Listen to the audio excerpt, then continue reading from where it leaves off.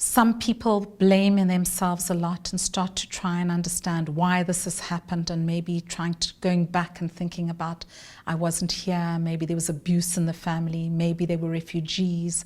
You know, I think it's normal for people in these early stages to try and have some kind of understanding of how this occurred. So I think the first thing that I like to do is just to hear the person's story, however long that takes. And I think it can be very cathartic just to tell your story in a safe place. There was a cone of silence in our family that never was broken. Even in periods when my mother was relatively well, we never talked about what was happening. It was never given a name. It was never given a label. It was never given this place that you could say, oh, this is what's wrong. I remember one aunt saying, well, your mother's sick. And I might have been about 8 or 9, and I remember thinking, can I catch this? My faith community's understanding of mental illness, it was really kind of unspoken, but it was mental illness is from a lack of faith, non-blessing, maybe even from the devil, very sort of suspicious. Mental health was never talked about. When it was talked about negatively. I was born in Jamaica. I've been in Canada since I was 2.5, 3 years old. How does my culture deal with mental health? We don't talk about it. You know, mental disorders don't exist within our culture, in the sense that we just simply, it's so taboo of a subject that we don't talk about it. People experiencing those issues within my culture are ostracized, and not just like, it's a complete ostracization. They're like removed from the society. Well, I'm from the Korean community, and mental health and just in general there's a huge stigma. It's almost seen as an embarrassment to seek help.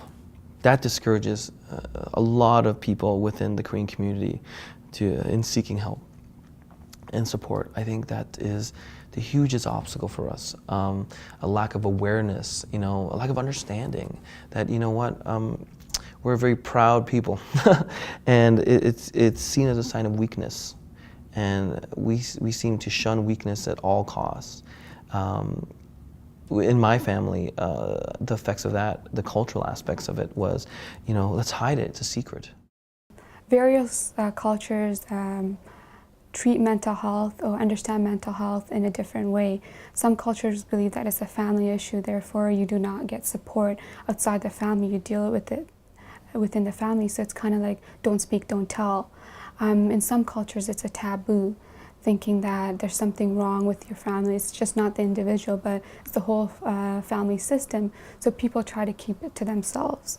Whereas some other cultures see it as a spiritual growth within someone, so they try to use that.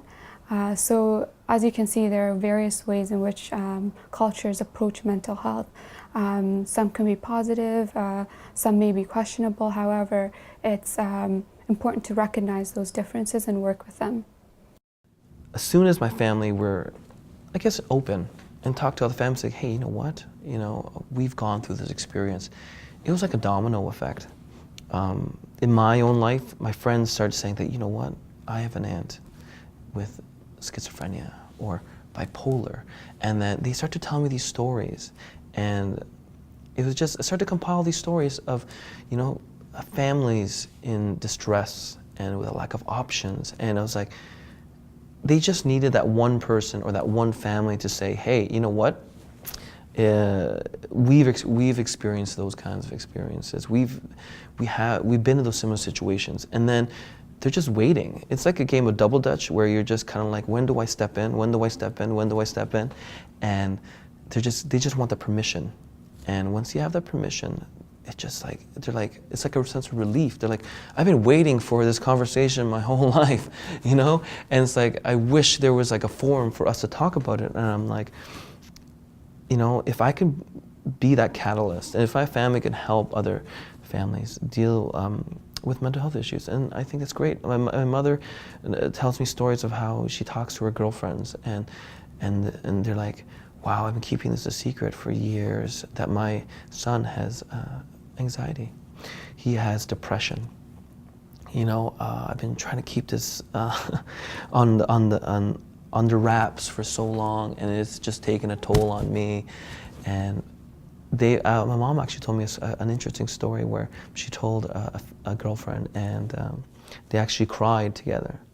And she was just so thankful that, you know, like there was someone out there that she can talk to and share this experience with. So I think, you know, the hardest step is to make that first step, and to say, hey, you know what? And in the Korean community, it's a huge chance. You don't know how you're going to be received. From my experience, the step is worth taking. It's been positive for me. There's always a family member or a friend or a spouse or a partner or someone that is going through something, and they're just waiting for the opportunity to talk about it.